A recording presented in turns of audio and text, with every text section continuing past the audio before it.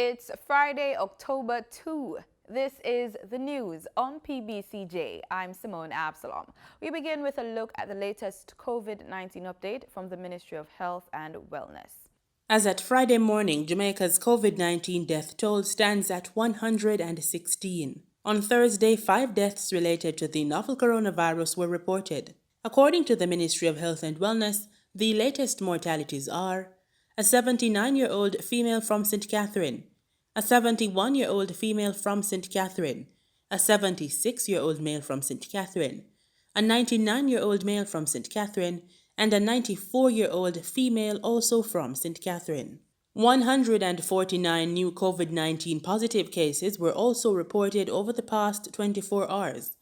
The total case number is now 6,704. 121 recoveries were recorded over the past 24 hours, bringing that total to 2,112. The active number of cases on the island is now 4,386. It was also disclosed that there are 33 moderately ill persons and 15 critically ill patients. A total of 129 persons infected with the virus are currently in hospital, while 12 persons are quarantined in a government facility and 20,589 are quarantined at home. At this time, there are 481 imported cases and 406 cases of local transmission, while 809 are contacts of confirmed cases. 236 are associated with the St. Catherine Workplace Cluster, and 4,772 cases are under investigation. For the news on PBCJ, I'm Gabrielle Thompson. On Thursday, Ministers Favour Williams and Pernell Charles Jr. handed over 40 tablets to students from various schools at the Mineral Heights Primary in Clarendon. Marlon Samuels has that story. Housing and Urban Renewal Minister as well as Member of Parliament Pernell Charles Jr. said the tablets form a part of the parish's education transformation program. So the team in Southeast Clarendon has put together an education transformation program, Minister. And that education transformation program will see us here in Southeast Clarendon providing not only equipment to students, but providing also the support to be able to utilize the equipment in the most efficient way. Providing the support in terms of workshops for parents and for siblings and guardians to be able to know how best to execute the training and the support needed to the students who are now going to be transitioning to online. Education Minister Favour Williams spoke to the donation of the tablets and gave a breakdown of the schools that will benefit. New Fortress has decided to assist 50 needy students with tablets and educational data plans from 6 primary schools in St. Catherine and Clarendon. 3 of those 6 happen to be in Southeast Clarendon. And they are Portland Cottage Primary. 7 students in grade 5 will each receive a tablet and a data plan. 7 students at Freetown Primary across grade 1, 3, and 5 will be receiving a tablet and the data plan, and another 7 students at Moore's Primary in grade 5 will also be receiving a tablet and data plan. Schools will resume on Monday, October 5. A delay from the traditional September start of the school term, owing to the ongoing pandemic. Online and remote learning are the most viable options to learning now on the table. With internet access on the island hovering at around 45%. More than ever, there is a need for technological saturation across the country. For the news on PBCJ, I am Marlon Samuels. Schools start Monday, October 5, in an online format. Most students have been promoted to new grades without an end-of-year assessment because schools have been physically closed since March. Consequently, Acting Chief Education Officer Dr. Kassan Troop says schools have been provided with diagnostic tools to assess students at the start of the academic year. We get more in this report. Our schools will be provided with these by the end of this week. We have also moved with the times. We have moved the exam into electronic form. So those schools that are able to operate their online version or approach, they'll be able to administer the exam in an electronic mode. That is also available for the core areas for grades 2 to grades 10. The schools at the secondary level for grades 10 to 13 in some of the other areas will be allowed to develop their own assessment tools based on the varying subject areas that the students do at the secondary level. As you know, they are specialists, and so there are a number of areas based on the career choices of the students. Dr. Troop says gaps are expected in students' academic knowledge due to time lost. However, the diagnostic tool will help teachers design effective learning plans. She says manuals have been developed to help teachers analyze the grades from the diagnostic tests. So the system will mark those electronically, and the analysis report will be available. The education officer says consistent analysis and interpretation will be especially important for students in line to do the primary exit profile PEP exams. That information for grades 4, 5, and 6 will also help us to determine how do we adjust the areas that we will assess going forward. So all of that information is available and ready for dissemination to our schools, and I can assure you that the higher level grades, they are developing their own tools to do their individual assessment with the specialist subjects. Motorists are paying more to use Jamaica's Highway 2000. Acting CEO of the Toll Authority, Laron Ling, says the new rates are the first to be introduced since 2017. He says the operators of the north-south leg of the highway, Jamaica North-South Highway Limited, had sought an increase from January, but eventually agreed with Trans-Jamaican Highway Limited, which operates the east-west leg, to keep the increases on hold in light of the pandemic until now. For the average Class 1 vehicle, the cost of traveling the Maypen leg was increased from $120 to $130, Spanish Down from $170 to $190, Portmore from $240 to $260, and the Vineyards rate increasing from $480 to $510.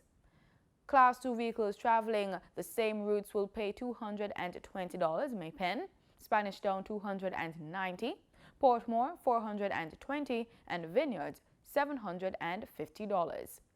Class 3 vehicles, buses and trucks, will pay $440 on the Maypen leg, $790 on the Portmore leg, and $530 to Spanish Down, and $1,400 through the Vineyards.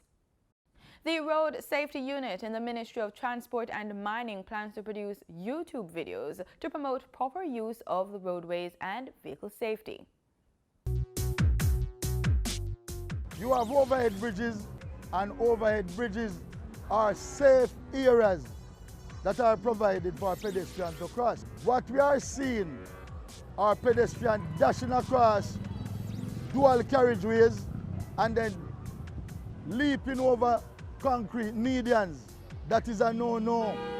We have had persons who have lost their lives doing that. And I am now appealing to pedestrians to do the right thing and access the overhead bridges that are provided in order to save your own life. Unit Director Ken Utier says the videos provide public with information related to the transportation of goods, tire safety and care, and more. He says on average, road crashes cost approximately $10 billion annually. The Road Safety Unit is responsible for promoting and fostering orderly and disciplined behavior on the roads by motorists that is conducive to the development of a safe traffic environment. Jamaica's National HIV Response Program has received a cash injection to the tune of $3.6 million. The agreement, which will span 5 years, was signed this week. The Health and Wellness Ministry and the United States-based Centers for Disease Control and Prevention inked the agreement. It will focus on supporting strategies from Jamaica's national HIV response under 3 programmatic areas: prevention, care and treatment, and strategic information and laboratory strengthening. State Minister in the Ministry of Health and Wellness, Juliet Cuthbert-Flynn, says one of the unintended consequences of the COVID-19 pandemic is that manageable chronic diseases such as HIV have received less attention and disruption in treatment and care, resulting in persons becoming uncontrolled. She notes that the activities under this cooperation agreement will allow Jamaica to refocus and reprioritize key actions that will help the country to meet the 90-90-90 targets. Jamaica will now chair the Organization of American States, OAS's Permanent Council in Washington, D.C. This follows a virtual handing over ceremony which saw Ambassador Audrey Marks assuming the position for the next 3 months. Marks is being placed in leadership of the Hemispheric Council for the 2nd time. In this extended edition of the Business Report, host Gabriel Thompson speaks with financial coach Denise Williams as she puts the spotlight on unit trusts and mutual bonds. Every investment has a cost attached. Today, financial coach Denise Williams of Financially Focused discusses costs attached to unit trusts and mutual funds. Now, one of the lessons I learned the hard way is that when you're looking at mutual funds or unit trusts, not every investment house offers the same fees. There is a cost to invest, and it is important for you, in order to get the highest return you possibly can, for you to check out the cost of investing. Now, here are some of the things you need to look at. First of all, mutual funds and unit trusts usually go in a family. So you have real estate mutual funds, you have stock market unit trusts or mutual funds. You know, you can do bonds, you can do money market, you can do foreign currency. So there's usually a group of mutual funds in the same family. What your job to do is to ask your investment advisor which of the funds have the lowest cost. Okay, so that means the commissions, the fees, what are the lowest cost ones? But you don't just want to stop there, because you don't just want low cost, you also want the best performing. So in the group that you're interested in, real estate, bonds, equities, money market, foreign currency, which has the lowest cost and the best return? But we don't stop there, because there's one more thing you need to ask. What about the risk? Because if you can't sleep at night when you've invested your money, that means you've taken on too much risk. You need to be able to sleep at night. So when it comes to unit trusts and mutual funds, you're looking for 3 things. 1, the cost to get in. What is the commission? 2, the performance in the group that you're interested in. And 3, the risk profile. You want to make sure those 3 things you're comfortable with, so that you can invest strategically within mutual funds or unit trust family. I'm Denise Williams, your financial coach, and I hope that made you just a little bit more financially focused. Thanks, Denise. For more information on financial development and wealth building, head on over to financiallyfocused.com. In Thursday's trading session, the JSE Combined Index declined by 4,605 points to close at under 400,000 units. Overall market activity resulted from trading in 81 stocks, of which 37 advanced, 33 declined, and 11 traded firm. The junior market index declined by 22 points to close at under 3,000 units. Stocks advanced for 138 Student Living Jamaica, Caribbean Cement Company, and Caribbean Cream Limited.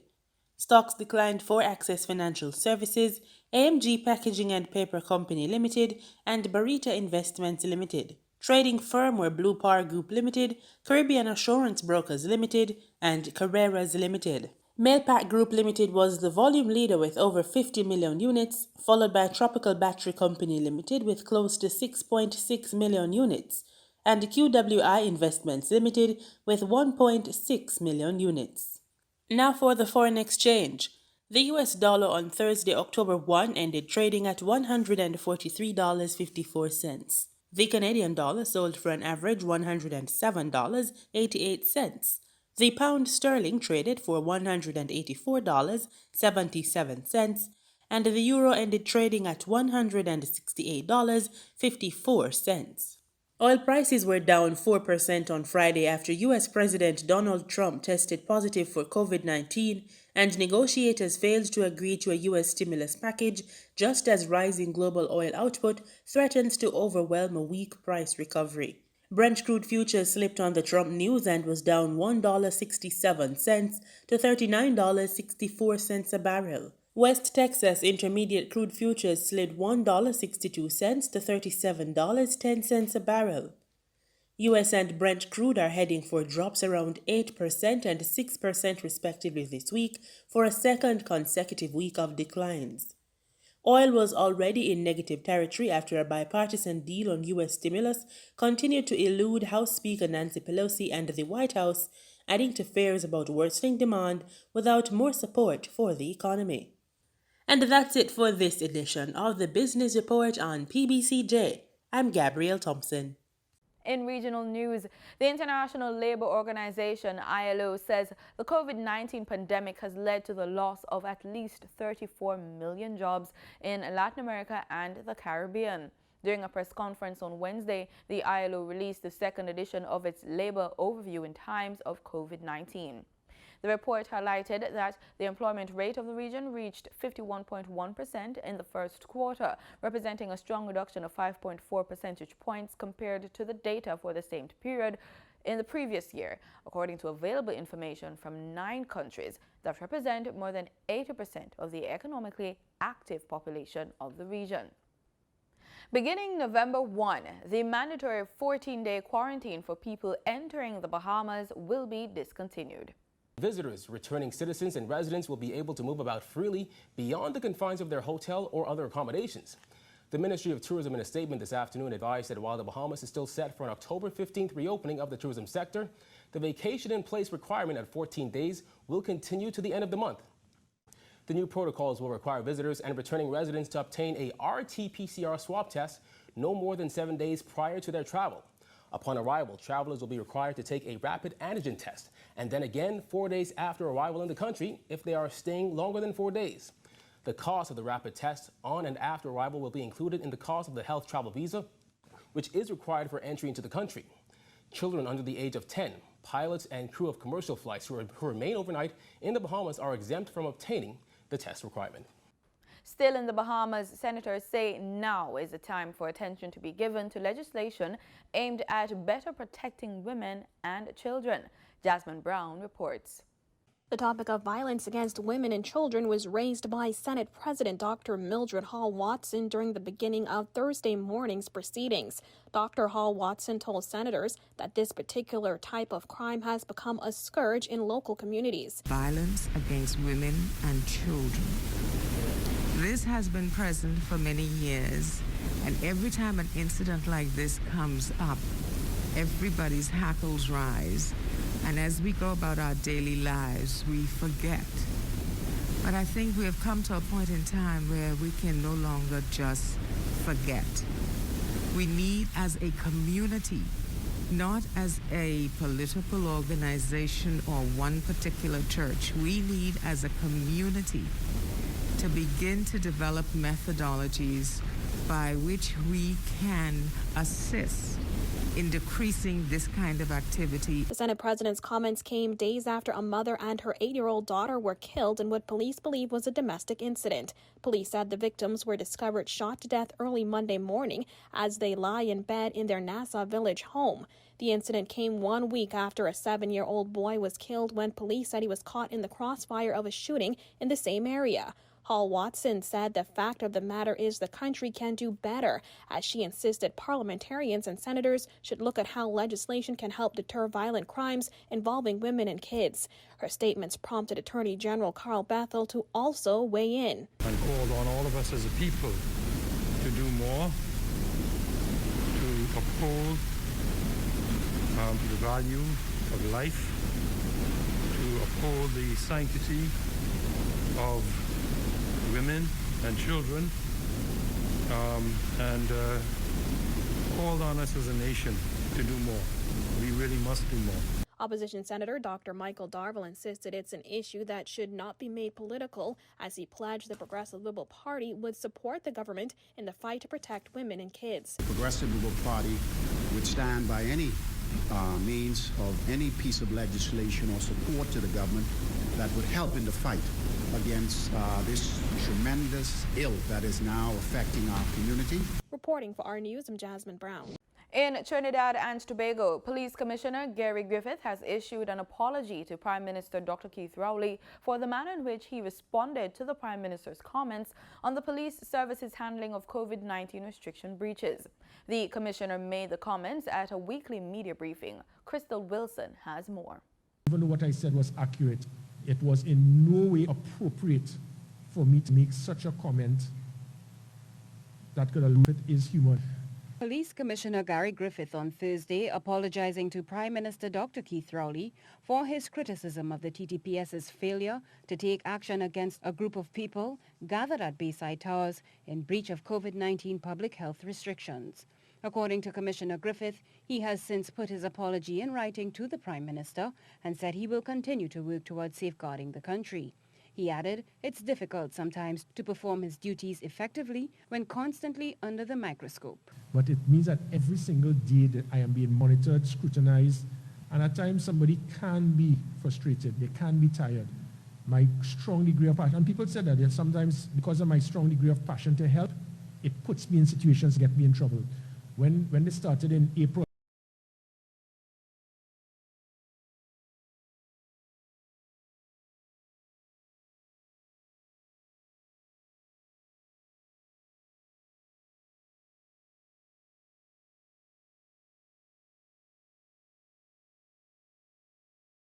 In sports, we lead off with cricket. Legendary Jamaican fast bowler Courtney Walsh has been appointed head coach of West Indies women, just 24 hours after they suffered a chastening 5-0 whitewash at the hands of England.